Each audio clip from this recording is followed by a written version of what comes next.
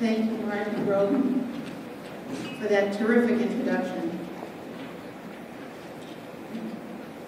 And you know, as long as you opened up the subject of shoes, may I remind you that you once phoned me from a taxi on your way to a hearing to tell me that you had just noticed that you were wearing two different ones.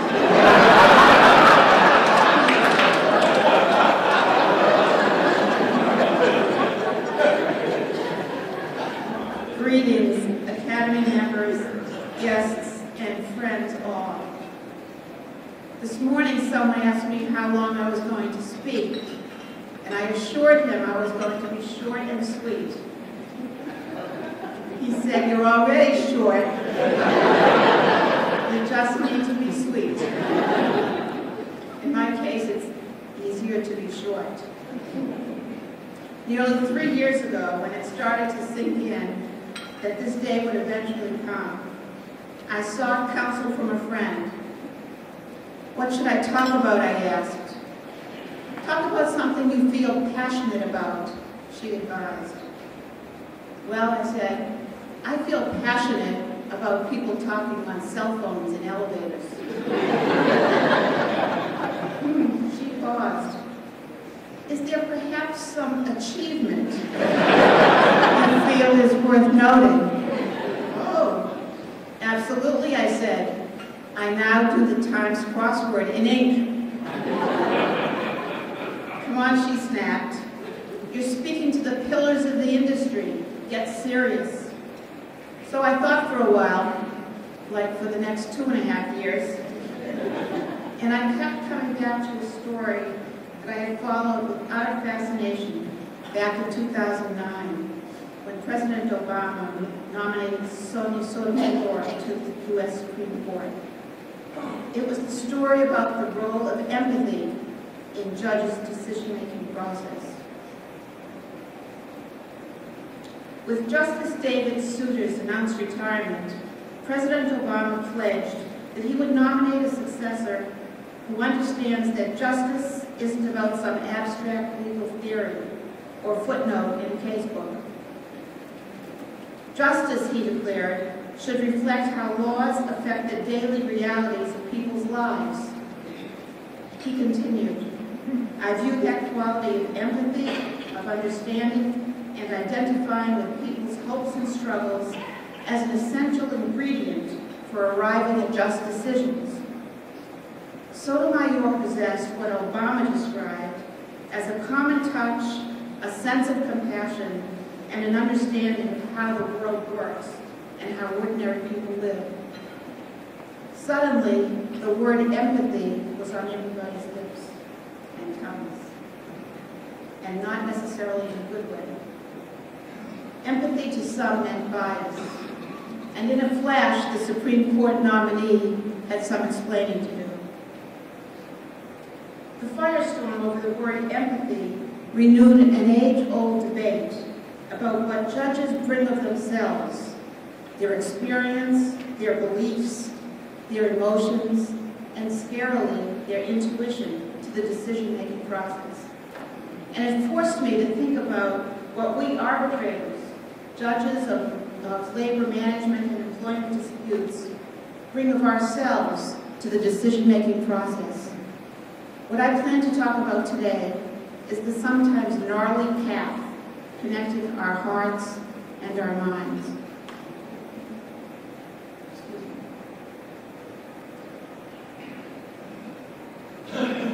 Some writers who latched onto the E word following the President's remarks opined that an empathic judge, one for whom the experience of another resonates, is biased, because to be guided by empathy means to interject one's personal values into the record. Other writers, though, suggested that to understand what it's like to walk in another's shoes is not the same thing as feeling their pinch. David Brooks, writing in the New York Times, commented that emotions are an inherent part of decision-making, and to believe otherwise is to accept what he described as the falsehood that this is a nation of laws, not men. The falsehood, he wrote, is that in rendering decisions, objective judges put aside all emotion and issue opinions on the basis of pure reason. Now, this was not a novel idea. Historically, jurists have been candid when speaking about the influence of life experience on the decision-making process.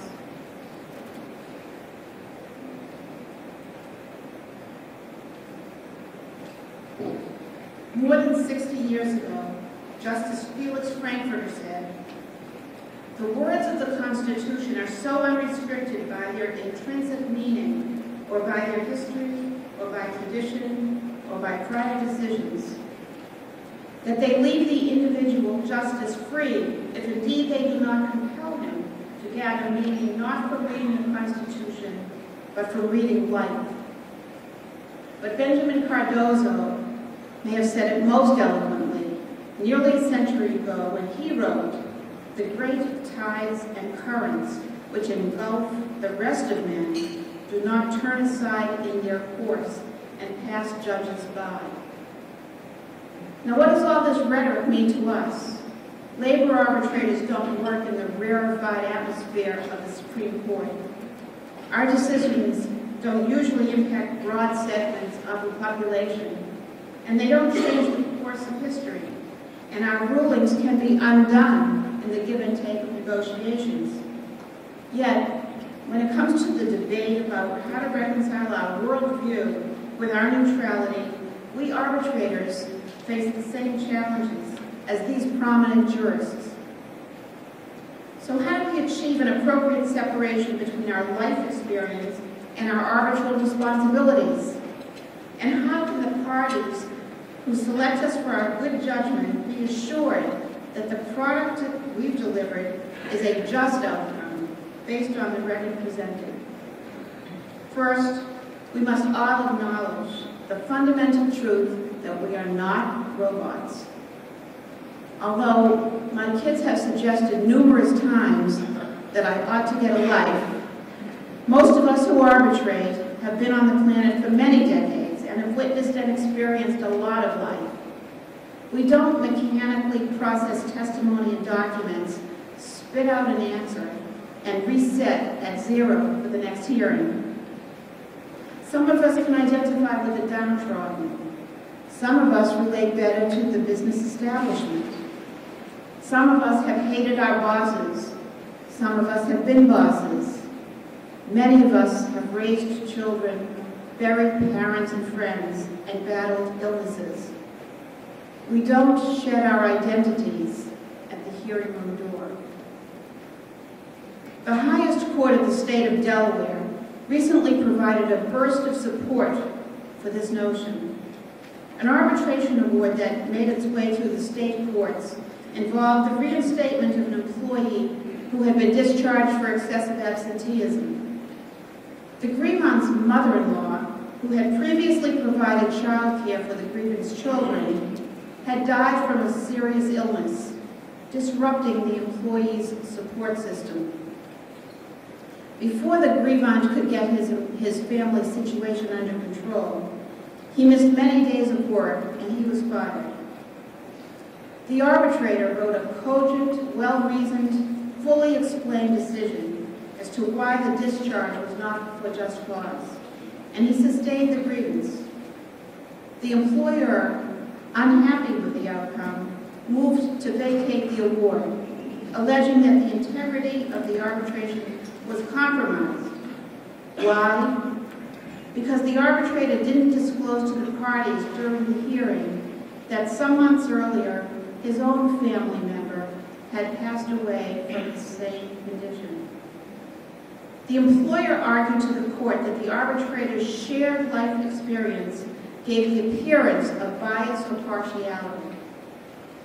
The Delaware Supreme Court, noting that arbitrators can be held to the same standards as judges, stated, "The mere fact that an arbitrator may share a personal life experience with a party or party's agent is legally insufficient to constitute a substantial relationship that a reasonable person would conclude is powerfully suggestive of bias."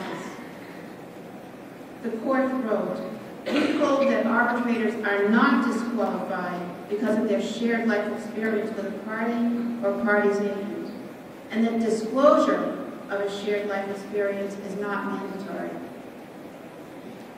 When I first read this decision, I thought it was bold.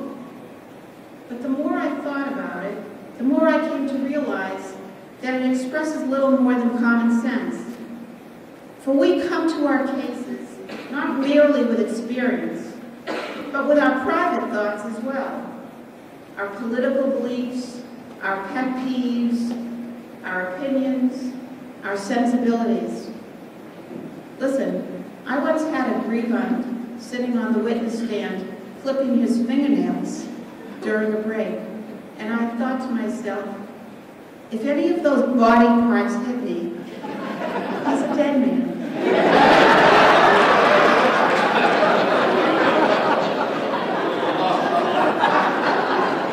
Now these are feelings that we can't control. We can control whether we say them aloud, thank goodness. But we can't control that we have them. If we were obliged to disclose every element in our life experience or worldview that related on some level to a case we were hearing, the arbitration process would come to a screeching halt. Which brings me to my second point. For any of us to deny that we respond viscerally to the appeal or lack thereof of people, of testimony, of stories, or of arguments is both self-delusional and dangerous. I thought about this when I heard a case involving the discharge of a chief meat cutter in a supermarket. He and his subordinate meat cutters were long-term employees, big burly guys, buddies both at work and on the outside. The supermarket also employed a young man, probably in his early 20s, who worked evenings as the meat room cleaner. It was menial and unpleasant work, and the young man wasn't very good at it. He was frequently criticized by the chief meat cutter. According to the young man's report, after one particularly humiliating dressing down in front of the other guys, the chief slapped him across the face and ordered him back to work. Distraught, the young man fled to the manager's office, reported the incident, and after investigation, the chief meat cutter was fired. The union challenged the discharge.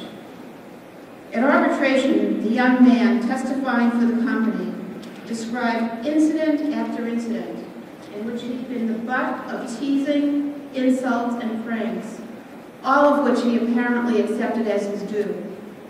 But being slapped across the face undid him. The grievant, for his part, acknowledged that he criticized the employee's poor performance, but he denied slapping him. And he insisted that all the prior incidents of so-called bullying were nothing more than the usual horseplay in their work environment, and in which the young man himself had joined in. The personal challenge for me in this case was that the young man appeared to have a disability. Not that one word was said about this at the hearing, but I believed that I recognized in this childlike employee traits that were familiar to me growing up with a brother who's been diagnosed with Asperger's syndrome. The accuser's testimony rang true to me, in part because I felt that, like my brother, he was not capable of sustaining a lie. As I listened to him describe the shenanigans in the meat room, he struck me as someone who could not see beyond the literal world around him, someone who was unable to strategize, unable to have fabricated the detailed events he described, or actually see their significance beyond how they made him feel in the moment. I'll return to this case to let you know the outcome, but my point now is, though it sounds like a paradox, to be impartial is to recognize what elements in a case resonate with us, and to recognize what factors may be coloring our reactions. To be impartial, we must be aware of our own predispositions and force ourselves to be skeptical of the confidence we feel in our first, seemingly reliable impressions. My third point, which I pose as a question, is what do we do when something comes up that is more than an aha moment of connection with a person or circumstance that is central to a case? The Delaware Supreme Court stated that a failure to disclose a shared life experience is not indicative of bias or partiality, and therefore not grounds for vacature. But isn't it our responsibility in the first instance to decide whether there is something we should disclose? It seems to me that before we don the court's protective cloak, we must acknowledge what it is that's echoing within us, think about its source, and determine whether we can do the job the parties have entrusted us to do. We need to ensure that our own life experience and the lens through which we privately view the world will not distort our perception of the evidence in front of us. So long as we are comfortable that we're able to remain impartial, we're fulfilling our duty to the parties. When we feel doubt, we need to own up to it and be prepared to step down. My supermarket case didn't call for disclosure because, in fact, there was no assertion that the young accuser suffered from any health condition at all.